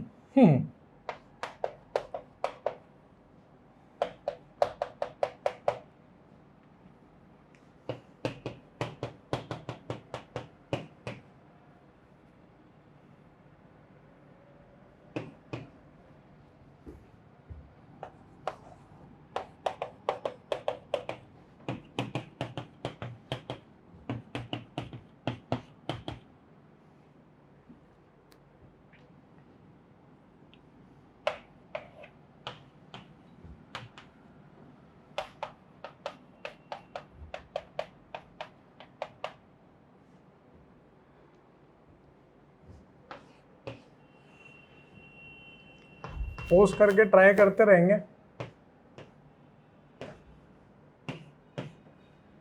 चलो, ट्राई किए होंगे आपने। तो पांचवें वाले में आप देखो, पांचवें में 1 2 3 4, 1 2 3 4, सबसे पहला काम तो हमारा ये कि अणुसूत्र चेक करेंगे। अणुसूत्र दोनों का समान आ रहा है क्योंकि दोनों में 4 कार्बन है, दोनों में DU की वैल्यू भी 1 आ रही है, द्विबंध तुल्यांक की, इसका मतलब अणुसूत्र समान है। अब हमारा अगला कदम क्या होगा, श्रृंखला को घूर के देखेंगे। हाँ, श्रृंखला थोड़ी सी भिन्न लग रही है तो हम लोग क्या करेंगे, मुख्य कार्बन श्रृंखला का चयन करेंगे और उसको अंकन दे देंगे। तो यहाँ पर 4 कार्बन दे दिए, यहाँ पर 1 2 3 इस तरह से दे दिए। यहाँ पे 4 कार्बन की मुख्य कार्बन श्रृंखला है लाला, यहाँ 3 कार्बन की मुख्य कार्बन श्रृंखला है। तो दोनों में मुख्य कार्बन श्रृंखला अलग अलग है, इसका मतलब ये दोनों एक दूसरे के क्या है, श्रृंखला समावेगी है, चेन आइसोमर्स। छठा वाला आपने ट्राई किया होगा, 1 2 3 4 5, 1 2 3 4 5, दोनों में 5 कार्बन है, नाइट्रोजन भी एक ही है, द्विबंध तुल्यांक भी यहाँ पे 2 है दोनों के अंदर, यानी कि दोनों का अणुसूत्र कैसा आ रहा है, समान। हाइड्रोजन मैंने लिख के नहीं दिए, हाइड्रोजन आपको मान के चलना है कि उतने ही होंगे। क्यों? क्योंकि आप अपने मर्जी से बैलेंस कर सकते हो। यहाँ पर भी नहीं लिख के दिए थे मैंने हाइड्रोजन, तब भी तो आप मान के चल रहे थे ना यहाँ 3 हाइड्रोजन है, तो बस यहाँ पर भी वैसे मान के चल सकते हैं। यहाँ पर आप लोग अंकन करोगे, ये 4 कार्बन की मुख्य कार्बन श्रृंखला आएगी, क्योंकि इसके कार्बन को मुख्य कार्बन श्रृंखला में शामिल करना जरूरी है, इसलिए IUPAC यहाँ पे बहुत इंपॉर्टेंट है। फिर यहाँ पे देखोगे तो 3 कार्बन की मुख्य कार्बन श्रृंखला आएगी, दोनों में श्रृंखला अलग अलग है, इसका मतलब ये दोनों एक दूसरे के क्या है, श्रृंखला समावेवी है। मैंने आपको बोला है कि जरूरी नहीं है श्रृंखला समावेवी हो, मैंने ऐसा एग्जाम्पल भी लिया जब समान थे, मैंने ऐसा एग्जाम्पल भी लिया जब मुख्य कार्बन श्रृंखला की बजाय 5 श्रृंखला वहाँ पे अलग थी, तब भी वो श्रृंखला समावेवी थे। यहाँ पर देखो आप 5 कार्बन है, यहाँ पर भी 5, वहाँ पे भी 5, श्रृंखला भी भिन्न दिख रही है, तो एक ही तरीका है, फटाफट से अंकन कर लो, पता चल जाएगा कि क्या ये एक दूसरे के श्रृंखला समावेवी हैं। तो ए का बी के साथ क्या रिश्ता आ रहा है, इसमें 5 कार्बन की मुख्य कार्बन श्रृंखला, इसमें 4 कार्बन की है, ये तो क्या होंगे, पक्का पक्का श्रृंखला समावेवी। ए का सी के साथ क्या रिश्ता आ रहा है, ए और सी में वहाँ 3 कार्बन की, यहाँ 5 कार्बन की, ये भी श्रृंखला समावेवी होंगे। बी में 4 कार्बन की, सी में 3 कार्बन की, ये भी एक दूसरे के क्या होंगे, श्रृंखला समावेवी होंगे, यानी कि चेन आइसोमर होंगे। 8वां दिया है बेटा, 8वां देखा आपने है, दोनों में देखो 1 2 3 4, 4 कार्बन की मुख्य कार्बन श्रृंखला, DU कितना रहा 2, 1 2 3 4, 4 कार्बन की मुख्य कार्बन श्रृंखला, DU कितना रहा 2, यानी कि दोनों का अणुसूत्र समान है। दोनों में 4 कार्बन की मुख्य कार्बन श्रृंखला आ रही है, अब अंकन करके देख लो, 1 2 3 4, 1 2 3 4। अगर यहां पर कार्बन की श्रृंखला भी समान नहीं आती ना, तब भी ये एक दूसरे के समावेवी नहीं, मतलब श्रृंखला समावेवी नहीं होते। क्यों, क्योंकि यहाँ पे एल्कीन है और यहाँ पे एल्काइन है। अगर क्रियात्मक समूह बदल जाए तो फिर वो श्रृंखला समावेवी नहीं होते, वो कोई और दूसरी कैटेगरी में चल जाएंगे, वो क्रियात्मक समूह समावेवी हो जाएंगे, जो आगे पढ़ेंगे। तो क्रियात्मक समूह कैसा होना चाहिए, श्रृंखला समावेवी होने के लिए समान होना चाहिए। तो यहाँ पर क्या लिखेंगे हम लोग, सिर्फ इतना लिखेंगे कि ये दोनों एक दूसरे के श्रृंखला समावेवी नहीं है।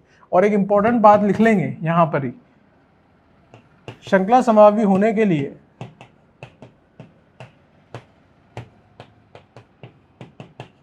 क्रियात्मक समूह समान होना चाहिए।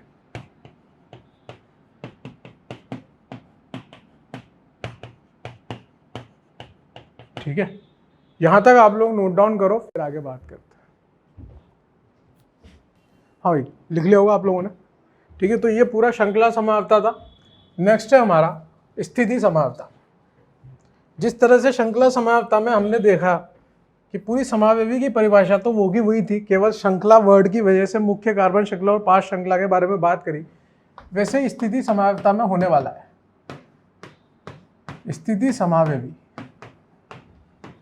स्थिति समावेवी को इंग्लिश में क्या बोलते हैं, पोजीशन आइसोमर, जो कि मैं आपको बता चुका हूँ, इसलिए हम लोग शॉर्ट में क्या यूज करेंगे, PI यूज करेंगे। अब देखो पीछे समावेवी लगा है, आधी परिभाषा तो वही जाएगी, 2 या 2 से अधिक भिन्न यौगिक जिनका अणुसूत्र समान होता है।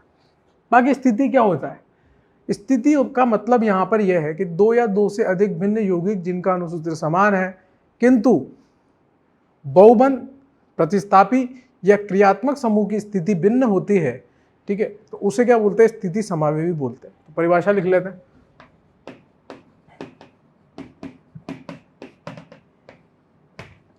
दो या 2 से अधिक भिन्न यौगिक जिनका अणुसूत्र समान होता है,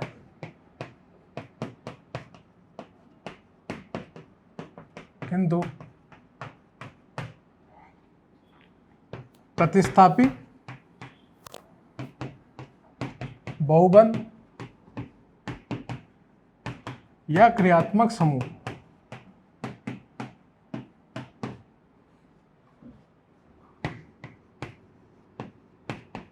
की स्थिति भिन्न होती है, उन्हें स्थिति समावेवी कहते हैं। ठीक है, क्या क्या भिन्न होना चाहिए, या तो प्रतिस्थापी की, या बहुबंध की, या क्रियात्मक समूह की स्थिति भिन्न होनी चाहिए। अब स्थिति वापस क्या डिपेंड करेगी, IUPAC पे डिपेंड करेगी। इसलिए बोल रहा था IUPAC चैप्टर बहुत इंपॉर्टेंट है। मुख्य कार्बन श्रृंखला चुनोगे, उसके बाद अंकन करोगे, उसके बाद देखोगे क्या स्थिति भिन्न आ रही है, किन किन की, या तो प्रतिस्थापी की, या बहुबंध की, या क्रियात्मक समूह की, तो उसको क्या बोलेंगे, स्थिति समावयवी बोलेंगे। स्थिति समावयवी होने के लिए दो चीज समान होनी चाहिए, श्रृंखला समान होनी चाहिए, क्रियात्मक समूह समान होना चाहिए। अगर श्रृंखला भिन्न हो गई तो वो श्रृंखला समावयवी हो जाएगा, अगर क्रियात्मक समूह भिन्न हो गया तो फिर वो आगे जब क्रियात्मक समूह पढ़ेंगे तो वो हो जाएगा। तो यहाँ पे दो बात और लिख लेंगे, स्थिति समावयवी होने के लिए, स्थिति समावयवी होने के लिए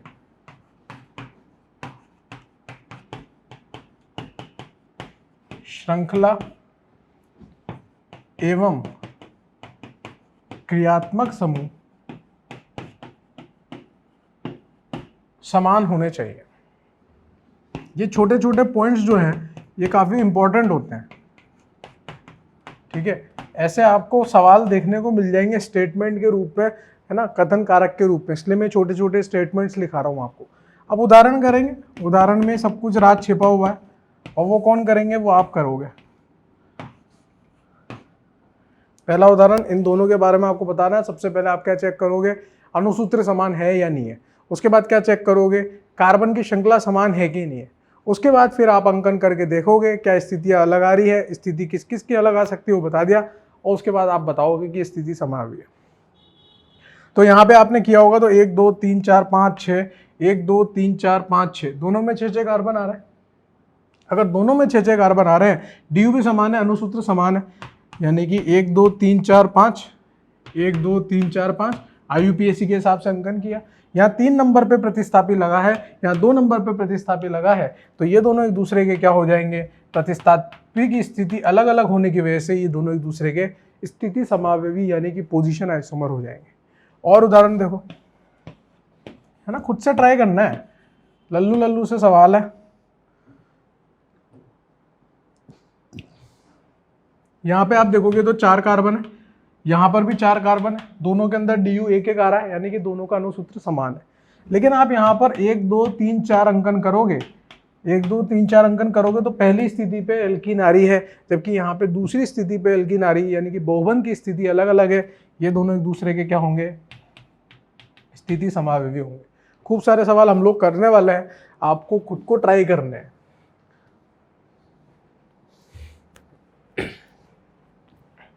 ट्राई करने का तरीका वही रहेगा, पोस्ट करेंगे और ट्राई करेंगे।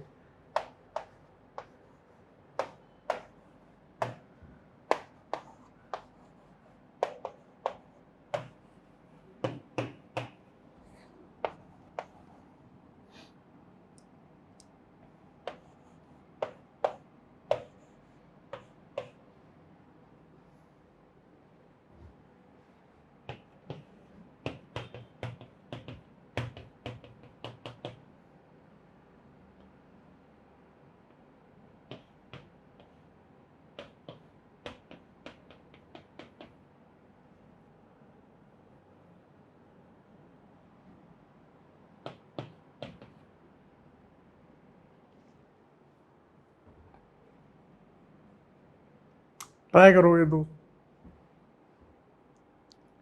तो ये वाला आपने ट्राई किया होगा। 1 2 3 4 5, 1 2 3 4 5, दोनों में 5 कार्बन आ रहे हैं, दोनों का DU भी समान है, दोनों का अणुसूत्र समान है। अब आप क्या करोगे, मुख्य कार्बन श्रृंखला का चयन करोगे। ये चयन कर लिया, यहाँ पे दूसरी स्थिति पे प्रतिस्थापी, यहाँ पे भी दूसरी स्थिति पे प्रतिस्थापी है, और पूरा का पूरा IUPAC नाम ही सेम आ रहा है, यानी कि ये दोनों कैसे हैं, समान योगी के। ये मैंने आपको चेन आइसोमर में भी करवाए थे, ये आइडेंटिकल है। फिर आपने ये ट्राई किया होगा, दोनों के अंदर 5 कार्बन आ रहे हैं, 1 सल्फर आ रहा है, और दोनों का DU भी समान है। इसका मतलब दोनों का अणुसूत्र समान है। अब हमें क्या करना है, मुख्य कार्बन श्रृंखला का अंकन करना है। इस तरह से कर लेंगे। अंकन करने के सारे नियम आपको बता रखे हैं। यहाँ पे तीसरी स्थिति पर क्रियात्मक समूह आ रहा है, यहाँ पे दूसरी स्थिति पर क्रियात्मक समूह आ रहा है, दोनों एक दूसरे के क्या हो जाएंगे, स्थिति समावयवी हो जाएंगे। यहाँ पर आप देखोगे तो दोनों में कार्बन की संख्या बराबर है, दोनों में DU की संख्या भी बराबर है, यानी कि दोनों का अणुसूत्र समान है। ऐसा करने पर फिर हमें अंकन करना पड़ता है। अंकन किया तो यहाँ पर हम लोगों ने देखा, भाई तरीका बता रहा हूँ करना कैसे। यहाँ पर आप देखोगे पहली स्थिति पर आपका त्रिबंध आ रहा है, यहाँ पे दूसरी स्थिति पर त्रिबंध आ रहा है, यानी कि बहुबंध की स्थिति में अंतर है, ये क्या हो जाएगा आपका स्थिति समावेवी हो जाएगा। छठा वाला आप ट्राई करो। तो छठा वाला आपने ट्राई किया होगा, 4-5 कार्बन, 4-5 कार्बन यहाँ पे आ रहे हैं, दोनों में 5 कार्बन में, दोनों में नाइट्रोजन बराबर है, दोनों में त्रिबंध भी सेम है, सब कुछ सेम आ रहा है, अनुसूत्र समान है। अब क्या करना है, मुख्य कार्बन श्रृंखला 1 2 3 4, 1 2 3 4, दोनों में 4-4 कार्बन की मुख्य कार्बन श्रृंखला आ रही है, लेकिन यहाँ पे दूसरी स्थिति पर प्रतिस्थापी है, यहाँ पर तीसरी स्थिति पर प्रतिस्थापी है। दोनों में प्रतिस्थापी की जो संख्या है वो अलग अलग आ रही है, इसका मतलब दोनों एक दूसरे के क्या होंगे, पोजीशन आइसोमर, यानी कि स्थिति समावेवी होंगे। क्लियर है? अभी और उदाहरण करने हैं हम लोगों को, मैं आपको यौगिक दूंगा केवल और आपको उसकी स्थिति समावेवी बनाने, ऐसे उदाहरण भी हम लोग करेंगे। नेक्स्ट क्या हमारे लिए, जैसे मान लीजिए मेरे पास ये यौगिक है, अब आपसे कैसे क्वेश्चन पूछे जा सकते हैं, इसके कितने स्थिति समावेवी संभव है, तो मैं इसके सारे स्थिति समावेवी आपको बना के बताता हूँ। अभी दोनों क्लोरीन एक ही कार्बन पे जुड़े हुए हैं, हम लोग क्या कर सकते हैं, मुख्य कार्बन श्रृंखला हमें समान रखनी है, इन दोनों क्लोरीन को ऐसे रख सकते हैं, इन दोनों क्लोरीन को 1,3 स्थिति पे रख सकते हैं और इन दोनों क्लोरीन को 1,4 स्थिति पे रख सकते हैं। मतलब इस यौगिक के कितने स्थिति समावेवी संभव है, तो ये भी इसका स्थिति समावेवी है, ये भी स्थिति समावेवी है, ये भी स्थिति समावेवी है, मतलब इस यौगिक के 3 स्थिति समावेवी बन सकते हैं। ये सब कैसे हैं, 3 स्थिति समावेवी संभव है। और अगर इसको मिला के देखोगे तो 4 हो जाएंगे, इसको मिला के कितने हो जाएंगे, 4 हो जाएंगे। अब आपको करने हैं ना, आपको बताना है कि जो भी मैं यौगिक दूंगा उसकी स्थिति समावेवी कितने संभव है, इसके कितने स्थिति समावेवी संभव है, इसके कितने संभव है, फटाफट से ट्राई करें इसको। तो आप लोगों ने ट्राई किया होगा। अब ये जो अंदर के पाइबंद है, मैं आपको बता दूं, पाइबंद को हमेशा गोला मान के सॉल्व करोगे तो ही आप स्थिति समावेवी बना सकते हो। अगर आपने पाइबंद को भी घुमाना चालू कर दिया तो उस केस में आपकी स्थिति समावेवी गलत आ जाएंगे। अंदर के पाइबंद से हमें कोई लेना देना नहीं है, क्योंकि वो घूमे हुए रहते हैं और इस गोले के रूप में रहते हैं, ठीक है ना। तो हम सिर्फ और सिर्फ क्लोरीन की स्थितियां बदलेंगे। तो क्लोरीन अभी 1,2 स्थिति पर है, ये कहाँ जा सकता है, 1,3 पे जा सकता है, ये कहाँ जा सकता है, ये 1,4 पे आ सकता है। और कुछ मूर्ख बच्चे होंगे, वो मूर्ख बच्चे क्या करेंगे, यहाँ पे 2 क्लोरीन लगा देंगे जैसे मैंने यहाँ लगाया था। तो वो बेटा मूर्खता है। वो मूर्खता क्यों है, क्योंकि इस कार्बन को ध्यान से घूरोगे तो 1 2 3 4 5 संयोजकता हो गई और कार्बन की 5 संयोजकता संभव नहीं होती। तो इस यौगिक के लिए कितने स्थिति समावेवी संभव है, 2 स्थिति समावेवी। कुल मिला के तीनों एक दूसरे के क्या है, स्थिति समावेवी है। क्लियर है, इस यौगिक के 2 स्थिति समावेवी संभव है, कुल मिला के 3 ये आपस में स्थिति समावेवी है। इसी तरह से जिस तरह से हमने 8वां किया है, 9वां भी आसान है। 9वें में आप लोग क्या करोगे, क्लोरीन ब्रोमीन को मेटा पे रख दोगे और क्लोरीन ब्रोमीन को पैरा पे रख दोगे, तो ये भी एक दूसरे के क्या हो जाएंगे, स्थिति समावेवी हो जाएंगे। एक कार्बन पे 2 नहीं रख सकते, क्योंकि उस केस में संयोजकता कार्बन की 5 हो जाएंगी, जो कि बहुत बड़ी गड़बड़ है।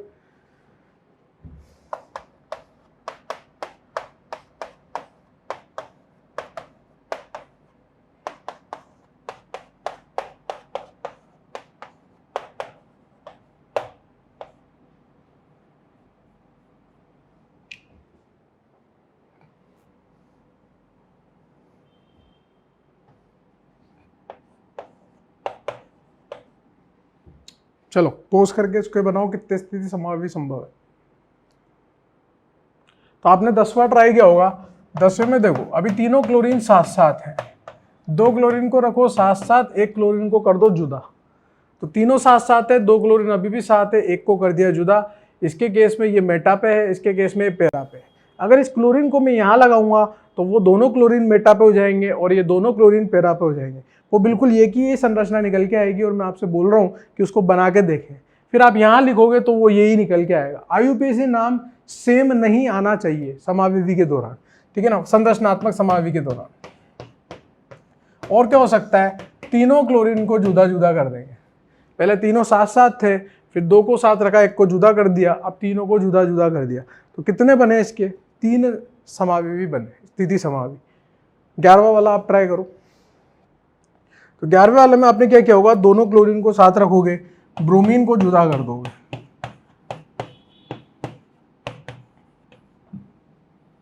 फिर ब्रोमीन यहाँ पे नजदीकियां बढ़ाएगा और इस तरफ आएगा, दोनों क्लोरीन और यहाँ पर ब्रोमीन। ऐसे केस में आप देखोगे तो इस क्लोरीन के सापेक्ष में ब्रोमीन मेटा पे था, इस क्लोरीन के सापेक्ष में ब्रोमीन पैरा पे था।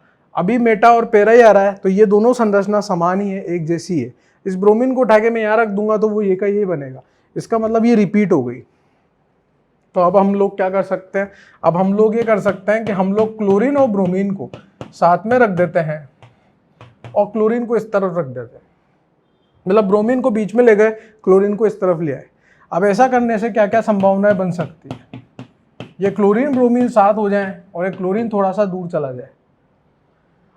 फिर क्या बन सकता है यहाँ पर कि क्लोरीन ब्रोमीन साथ रहें और क्लोरीन और दूर चले जाए। और क्या बन सकता था, ये क्लोरीन वापस यहाँ आ जाए, वो तो ये लिखा हुआ है। तो आप देखोगे तो ये ब्रोमीन और ये क्लोरीन अब एक दूसरे के सापेक्ष में पैरा पे हैं, जबकि यहाँ पे ब्रोमीन और क्लोरीन एक दूसरे के सापेक्ष में मेटा पे थे। तो ये संरचना और ये संरचना अलग अलग है, सेम नहीं है। उसके बाद हम लोग क्या कर सकते हैं, इन तीनों को जुदा जुदा करके लिख सकते हैं इस तरह से, क्लोरीन क्लोरीन ब्रोमीन। तो यहाँ पे कितने स्थिति समावेवी बने, 1 2 3 4 5 6 संरचना बनी है, जिसमें से इसके 5 ये स्थिति समावेवी होंगे और ये सब आपस में एक दूसरे के क्या है, स्थिति समावेवी है। समझ गए आप? क्लियर है? अब कुछ क्वेश्चंस करते हैं जो काफी ज्यादा लॉजिकल होते हैं और काफी बार एग्जाम में पूछे भी गए हैं। क्वेश्चन क्या है देखो आप, सबसे पहला क्वेश्चन ध्यान से सुनेंगे। एल्केन में श्रृंखला समावेवता दर्शाने के लिए न्यूनतम कितने कार्बन की आवश्यकता है? जब मैं एल्केन बोलूँ, एल्कीन बोलूँ, एल्काइन बोलूँ, इसका मतलब उसमें केवल और केवल कार्बन और हाइड्रोजन होने चाहिए, इसके अलावा कुछ नहीं होना चाहिए। द्विबंध त्रिबंध आप लगा सकते हो, लेकिन कोई दूसरा परमाणु नहीं लगा सकते। तो ध्यान से सुनेंगे, एल्केन में श्रृंखला समावेवता दर्शाने के लिए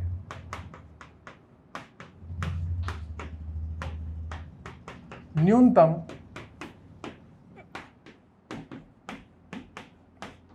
कितने कार्बन आवश्यक है?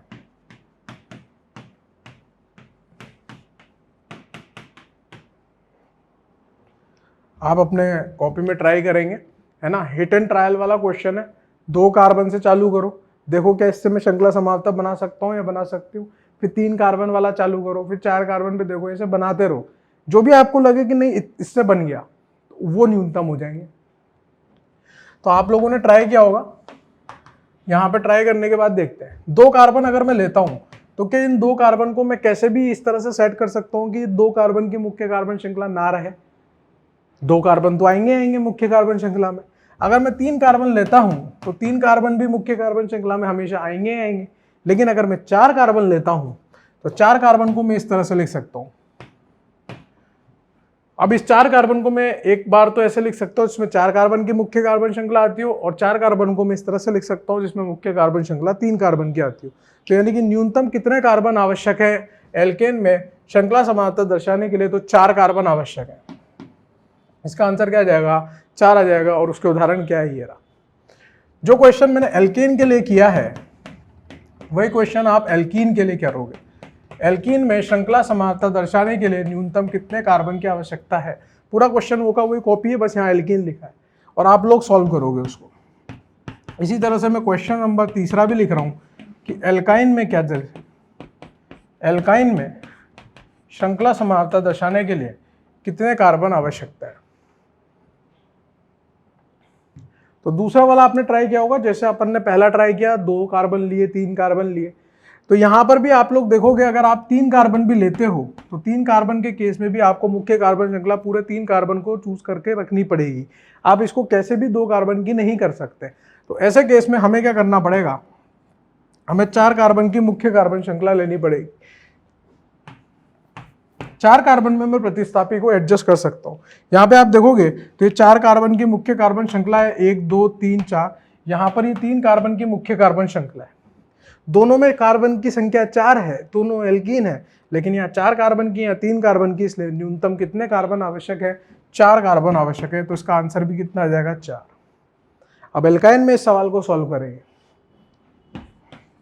तो आपने सॉल्व किया होगा, 4 कार्बन को लेके आप चलते हो। जब एल्कीन में 4 की आवश्यकता पड़ी तो एल्काइन में तो पड़ेगी। अगर आप 4 कार्बन में लेके चलते हो तो ऐसे केस में गड़बड़ होने के चांसेस हैं।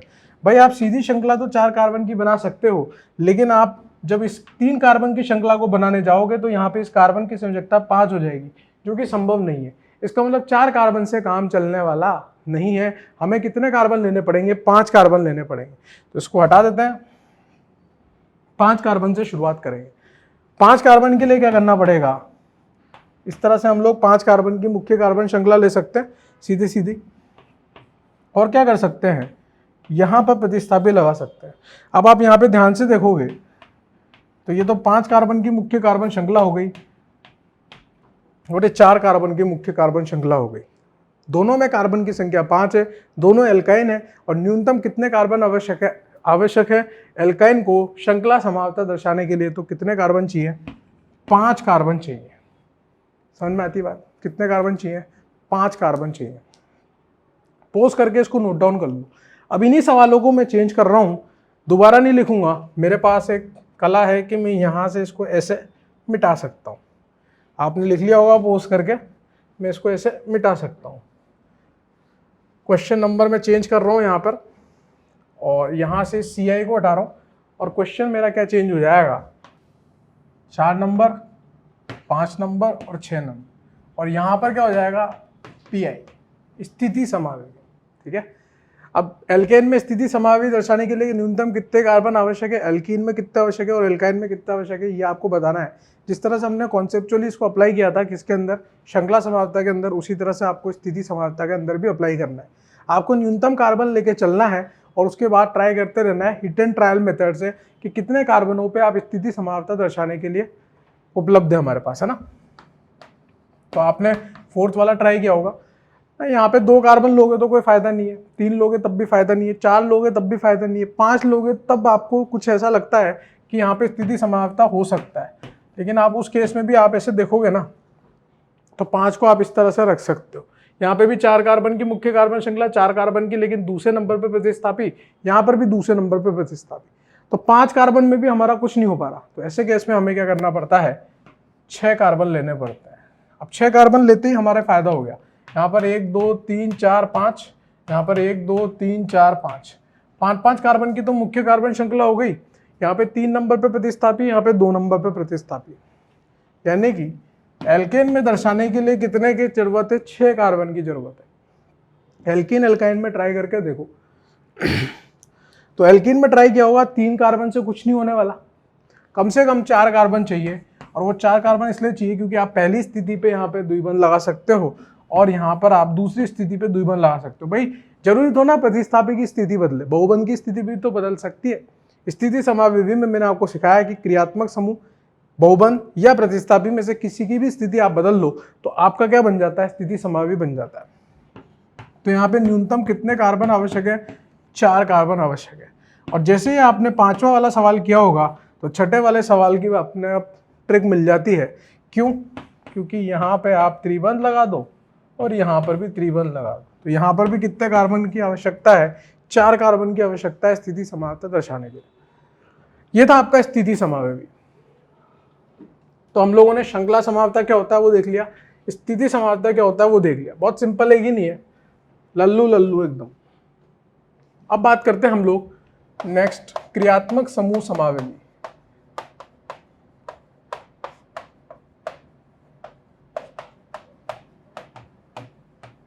यानी कि फंक्शनल आइसोमर्स।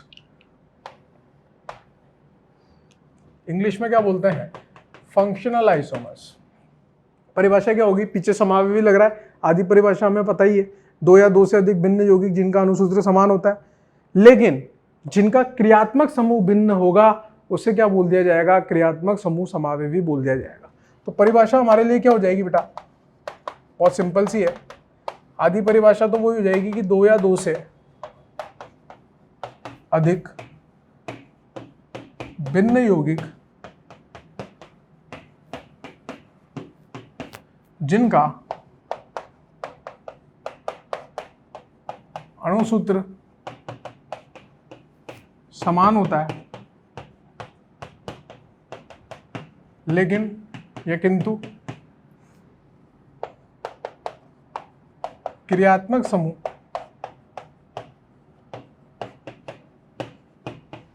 भिन्न होते हैं, उन्हें क्रियात्मक समूह समावि कहते हैं।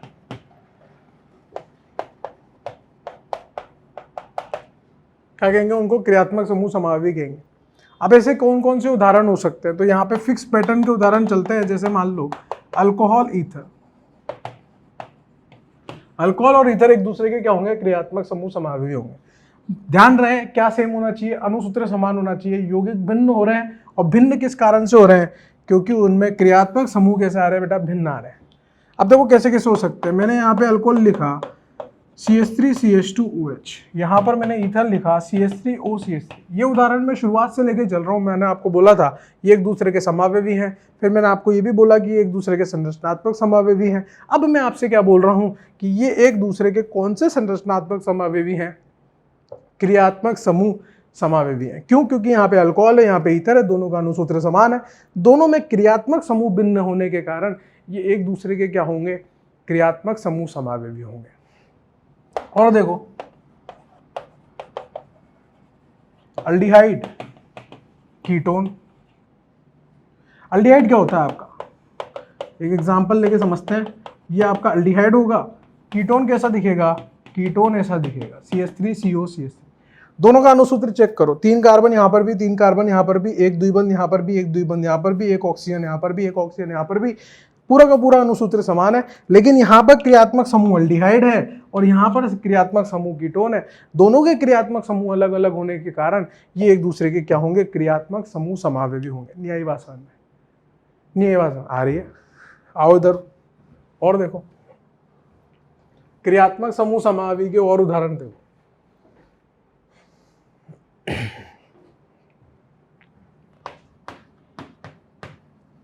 कार्बोक्सिलिक एसिड यानी कि कार्बोक्सिलिक अम्ल और एस्टर।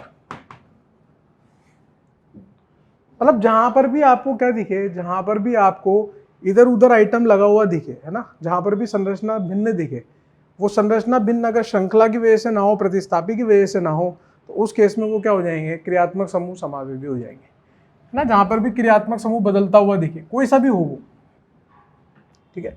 यहां पर आप देखोगे CH3COOH, यहां पर आप लिखोगे HCOCH3। दोनों में कार्बन सेम है, द्विबंध सेम है, ऑक्सीजन सेम है। आप देखो पूरा का पूरा अणुसूत्र समान आ रहा है। अब अगर अणुसूत्र समान आता है और दोनों में यहाँ देखोगे तो यहाँ पे क्रियात्मक समूह आपका कार्बोक्सिलिक अम्ल है, जबकि यहाँ पर क्रियात्मक समूह आपका क्या है? एस्टर है। ध्यान से देख लो, ये एस्टर है। बहुत सारे बच्चे इसको अल्डिहाइड समझ लेते हैं, HCO अल्डिहाइड नहीं बेटा, COOR ये एस्टर होता है। तो ये दोनों एक दूसरे के क्या है? क्रियात्मक समूह समावयवी है। और क्या हो सकते हैं? Nitrile isonitrile, nitrile isonitrile. जैसे उदाहरण से समझते हैं, CH3C triple bond N, CH3N triple bond C। आप ध्यान से देखोगे तो दोनों में 2 कार्बन है, 1 नाइट्रोजन है, 2 कार्बन है, 1 नाइट्रोजन है, दोनों में द्विबंध भी समान है, सब कुछ समान आ रहा है। लेकिन ये साइनाइड है, ये आइसोसाइनाइड है, और दोनों एक दूसरे के क्या होंगे? क्रियात्मक समूह होंगे। भिन्न क्रियात्मक समूह होने की वजह से, समान अणुसूत्र होने की वजह से दोनों एक दूसरे के क्या होंगे? फंक्शनल आइसोमर यानी कि क्रियात्मक समूह समावयवी होंगे। और देखो डाइईन एल्काइन, जैसे मैंने यहाँ पे लिखा CH2 double bond C double bond CH2, और यहाँ मैंने लिख दिया CH3C ट्रिपल बॉन्ड CH। दोनों में कार्बन की संख्या देखो समान है। द्विबंध देखो, 2 द्विबंध आ रहा है, यहाँ पे भी 2 द्विबंध आ रहा है, यानी कि दोनों का अणुसूत्र कैसा आ रहा है बेटा? समान आ रहा है। लेकिन यहाँ एल्कीन है और यहाँ अल्काइन है, और एल्कीन और अल्काइन कैसे होते हैं? अलग अलग क्रियात्मक समूह होते हैं, अणुसूत्र समान है, क्रियात्मक समूह अलग है। इसका मतलब ये दोनों एक दूसरे के क्या होंगे? क्रियात्मक समूह समावयवी होंगे। ये भी क्रियात्मक समूह समावयवी का उदाहरण है। और देखो 1 डिग्री, 2 डिग्री एवं 3 डिग्री अमीन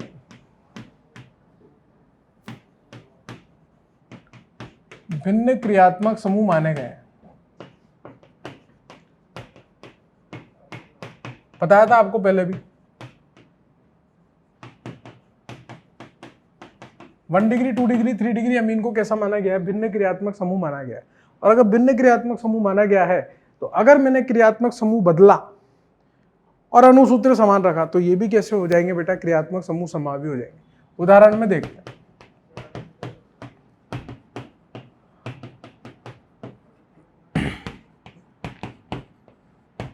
आपको बताना है क्या ये आपको देख के लग रहे हैं कि एक दूसरे के क्रियात्मक समूह समावेवी हो सकते हैं या नहीं हो सकते?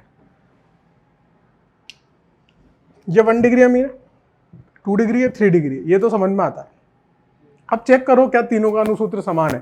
3 carbon 1 nitrogen, 3 carbon 1 nitrogen, 3 carbon 1 nitrogen. Due भी कैसा आ रहा है? समान आ रहा है, यानी कि सबके अणुसूत्र समान है। लेकिन 1 डिग्री, 2 डिग्री, 3 डिग्री अमीन जो होते हैं वो भिन्न क्रियात्मक समूह माने गए हैं। इसका मतलब ये दोनों भी कैसे हैं? क्रियात्मक समूह। ये दोनों भी कैसे हैं? क्रियात्मक समूह। और ये दोनों भी कैसे हैं? क्रियात्मक समूह समावेवी होंगे। समझ में आती है बात? सिंपल है कि नहीं? और उदाहरण देखो, आ जाओ। उदाहरण की कोई कमी नहीं है।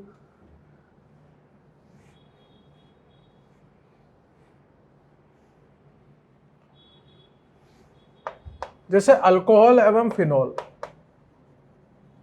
अल्कोहल और फिनॉल ये भी भिन्न क्रियात्मक समूह माने गए। अल्कोहल और फिनॉल को अलग अलग क्रियात्मक समूह माना जाता है। जैसे मान लो मैंने यहाँ पे लिखा इस बेंजीन पे CH2 और फिर OH, जबकि मैंने यहाँ पे लिखा बेंजीन और यहाँ पे लिखा OH और यहाँ पे लगा दिया CH3। ये आपका अल्कोहल है क्योंकि ये इस कार्बन से जुड़ा हुआ है, ये एरोमेटिक वलय से नहीं जुड़ा हुआ है। ये वलय से नहीं जुड़ा, एरोमेटिक वलय से नहीं जुड़ा, इसका मतलब ये एलिफेटिक अल्कोहल है, जबकि एरोमेटिक अल्कोहल है। और एरोमेटिक अल्कोहल को मैंने आपको नामकरण करना सिखाया था। इसको क्या बोला जाता है? फिनॉल बोला जाता है। क्या बोला जाता है? फिनॉल। और अल्कोहल और फिनॉल जो है वो भिन्न क्रियात्मक समूह माने गए हैं, यानी कि ये दोनों भी कैसे होंगे? एक दूसरे के फंक्शनल आइसोमर। लेकिन उससे पहले हमें क्या चेक करना पड़ेगा? अणुसूत्र। तो यहाँ पर बेंजीन तक तो सेम है, यहाँ पर एक कार्बन है, एक ऑक्सीजन है, एक कार्बन है, एक ऑक्सीजन है, द्विबंध तुल्यांक समान आ रहा है, यानी कि दोनों का अणुसूत्र समान है। तो ये एक दूसरे के क्या होंगे? क्रियात्मक समूह समावेवी होंगे। क्लियर है? बात समझ में आ रही है? यहाँ तक नोट करो, फिर आगे बात करते हैं। हाँ भाई, नोट कर लिया होगा आपने, ठीक है। तो आज हम लोगों ने क्या देखा? आज हम लोगों ने देखा कि समावता क्या होता है। फिर हम लोगों ने क्या देखा? संरचनात्मक समावता क्या होता है, त्रिविम समावता क्या होता है।